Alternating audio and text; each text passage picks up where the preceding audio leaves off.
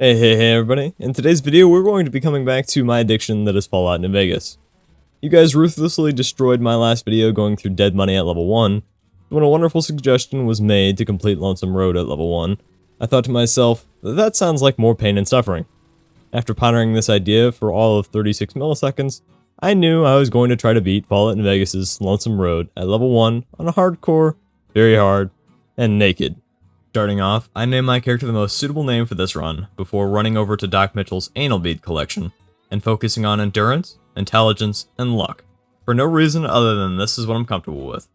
Stepping over to the casting couch, it became clear to me that my astrology sign suggested that I go into guns, lockpick, and science.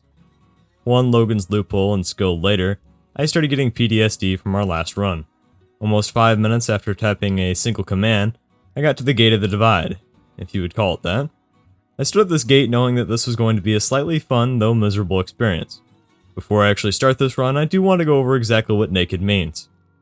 While the image of a young white dude in his birthday suit getting rimmed by deathclaws in the divide is marvelous, I do mean that we are going to be starting this run with nothing but the t-shirt on my back and some tidy whities. Now that I'm prepped for my 64th anal experience, let's get this shit started. Heading into Hopeville Missile Silo allowed us to get that fluffy boy that we got in Prim during the Charisma run. I picked up anything that wasn't bolted down, and even then I asked Eddie to use his laser so I could take it. Flicking this red lever opened up some of the coolest looking doors I'd ever seen. Around the divide are 5 upgrades for Eddie. In this video I got 3. This isn't a completionist run, but rather a cry for help, and a contemplation of returning to my sophomore year razor blade activities. I felt really cool breaking into this terminal. It allowed me access to a nail gun, a terrible weapon from what I've found, but something that made me a rather wealthy guy. Being this crazy about looting allowed me to find a security code, which allowed me to shut off one of the 6 sentry bots and this death trap of a missile silo. One boost to my survival and a rapid reload later, I double checked my hardcore and very hard settings for those at home. I don't know why I did this because I never change it, but insert shoulder shrug mode here. Wait, did I just try to shrug my shoulders in a script? I grabbed some armor and more gear from a guy that I wouldn't mind putting a leash and collar around and using as a human urinal if I were into radiation burns.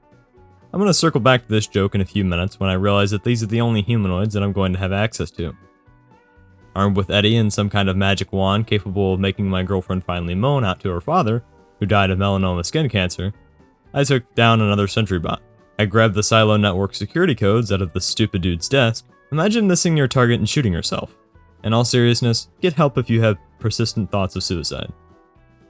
I milked Eddie with suspension bondage for experience before beginning a task that I would rather admit to my breastfeeding fetish before doing again. Killing 4 sentry bots at the same time was no easy task, but I'm happy to say that dying wasn't the issue. It was doing damage to them. Eddie did most of the work, but I did have to wait for him to revive himself again. A couple of cool things about this DLC is that Eddie has plot armor, despite being in a hardcore mode, and he doesn't have an explosive collar around his neck that kills me every time he decides to do something stupid. I returned to the commissary a couple times for ammo and slowly waited for him to do my bidding. I helped him out a little bit, but the fluffy demon deserves all the hand jobs you guys are going to give him. Grabbing some supplies and new armor, I head out for Hopeville. I talked with the discount Morgan Freeman for as long as possible to get what little speech checks I could before grabbing the sleeping bag just above the door we walked out of. Fighting in the divide with essentially a broken sniper rifle made me want to take up boot worship and massage therapy. Very hard difficulty only changes how fast you die and how slow enemies die. So compensating with a few extra bullets and food is no big deal. The only issue lies in not having any bullets and food. I put more points into survival knowing that I won't be getting the Rad Child this level, but instead take comprehension. I'm hoping that this perk will help me combat the fact that I am literally level 4 when I should be at least 25. I thought almost dying was slightly cool, so there's that. I'm not going to include too many deaths in this run because most of the time I recognize before the battle is over, even before I die, so I just reload my save. Going back to the commissary to buy more rounds and some supplies was definitely essential. As long as I had enough food and water, I could take as long as I need to reload the vendors with supplies. At this point, my skills were starting to allow me to access the easy locks and terminals, so I spent my time looting as much as humanly possible. This allowed me to access an ungodly amount of MREs and some extra explosives. Greed, like in Dead Money, is probably the thing that slowed me down the most. I will likely never return to this character, but for whatever reason, I wanted every unique item that you can get here. Getting through the Hopeville missile silo headquarters was a game of hide and seek. Eddie and the bad guys did the seeking. I just sat there wondering how long Stockholm Syndrome would take to set in after becoming a slave for the marked men. A big reward after killing them was the autodoc and being able to heal all of my limbs. I wouldn't be able to use this later with Radchild without irradiating myself again, but it was nice to agree to some tentacle play with Eddie that night. The marked men headquarters would from here on out be my headquarters since there was water and a commissary here. I did also grab the upgrade for the fluffy little love bot while I was here.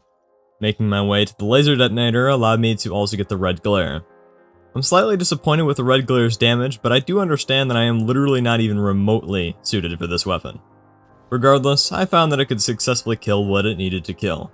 Level 5 let me up my science and survival skills.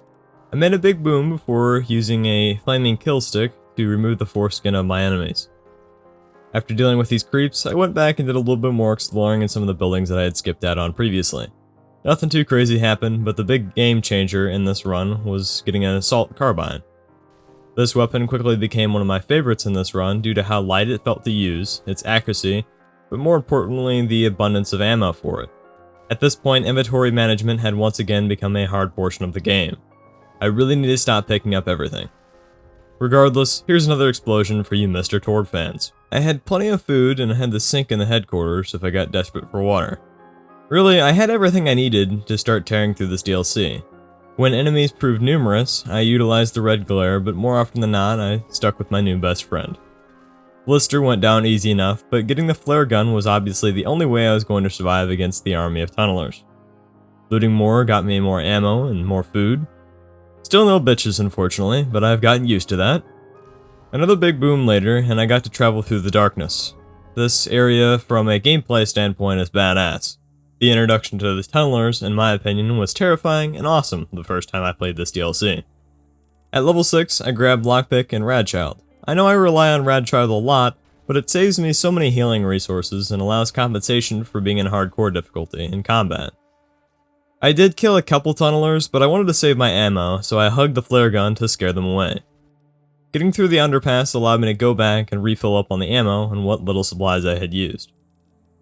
Killing the beast was surprisingly easy. Sure, he had a lot of health, but after knocking away his gun, I could face tank all of the damage he dealt without any healing supplies.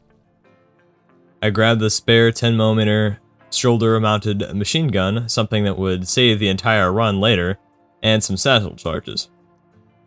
I looted the broken tower and got fully decked out in NCR Ranger attire. I felt like a badass, and this feeling stuck around for some time. I may be cocky at this point, but I'm not stupid. The ammo in this camper can stay right where it's at. I did want to prove that I could kill a Deathclaw if I needed to, but the first one was directionally challenged, so I didn't feel like that was fair. The second one took a fair amount of satchel charges and some bullets, but it went down as well. After those two, I wanted to save my ammo and decided that treating them as friends and shooting confetti out at them every time I saw them was a better alternative. You can totally tell that my erection has gone away based off of the script tone change, and I love that. I blew up another warhead, grabbed the sneaky snow globe to get some easy extra caps, and watched my friend Georgie take on the tunnelers. My confidence remained as I traversed through this section of satchel charges. I'll be honest, this section of disarming is oddly attractive, and would totally be willing to reproduce with anyone who had as many veins on their hands as I have on mine.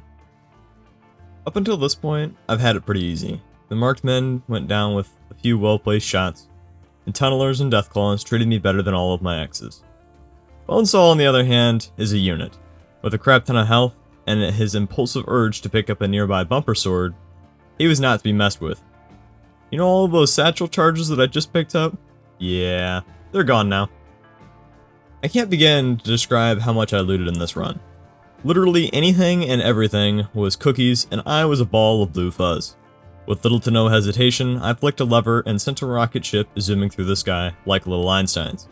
Doing so allowed me to level up my science and guns while also picking up strong back. Yes, I am a hoarder. This next ride was not unlike those dropper thingies at amusement parks. A slow rise of increasing tension before my balls shrunk up into my stomach. What can I say? It was chilly and I was wearing cargo shorts. And in all seriousness, I overreacted to this section purely because I knew I was going to have to fight several tunnelers. This random locked room was no match for my patience as I ripped through each locker with ease. In other words, there was a lot of good stuff in here like drugs and armor. I'm going to leave an unedited 14-second clip in this video, just so you know how painful this run really was.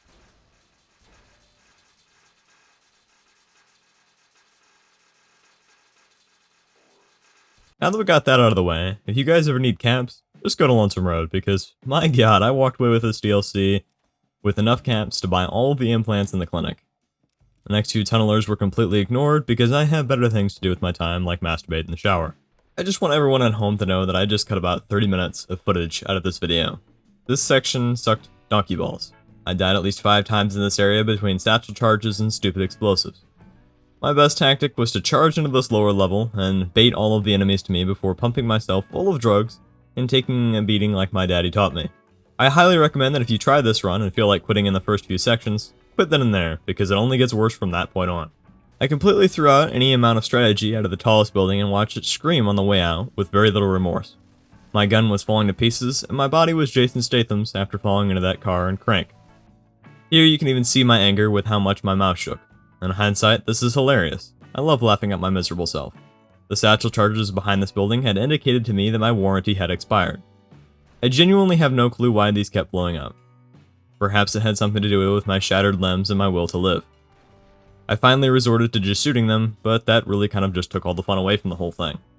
My reward for all of my suffering thus forth was some delicious radiated food, some new armor, and a rifle with plenty of rounds.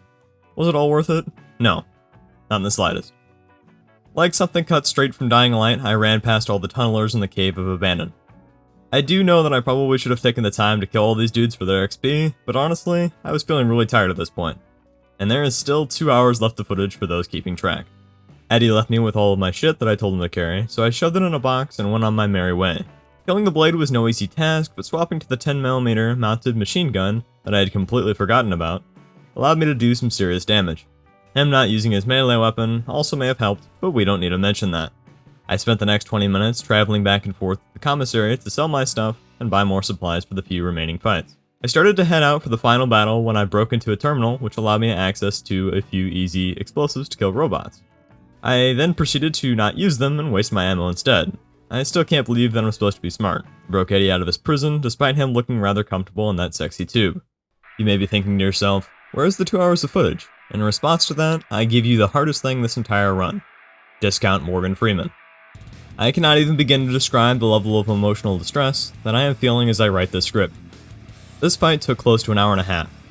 I died more times than I cared to admit, had to reload an early save to increase my science so that I could get his bots to fight for me, and ended up thinking that I broke the fight and would have to redo the entire thing. In layman's terms, this fight was awful. Truly the worst part about the entire run. The Markmen, Tunnelers, and Deathclaws can all be cheesed to a certain extent. So surely to the Lord Almighty that there is a way to cheese Ulysses. To that question, I respond with another question. You know all those warheads littered around the divide? Well, it just so happens that there are several of these in this final area. I painstakingly led Discount Morgan Freeman to several of these warheads because none of my weapons even made a dent in this dude's health. He is a walking tank. Fortunately, I have the healing of Wolverine and can survive almost anything if I have time to heal.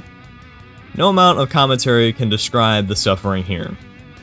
No excitement, only a nasty chill followed me as I left the bunker and proved that yes, I can beat Lonesome Road on very hard, hardcore, and naked.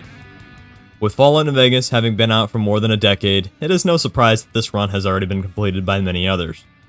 That said, I hope you enjoyed my iteration of this highly difficult challenge, and hope you have a good one.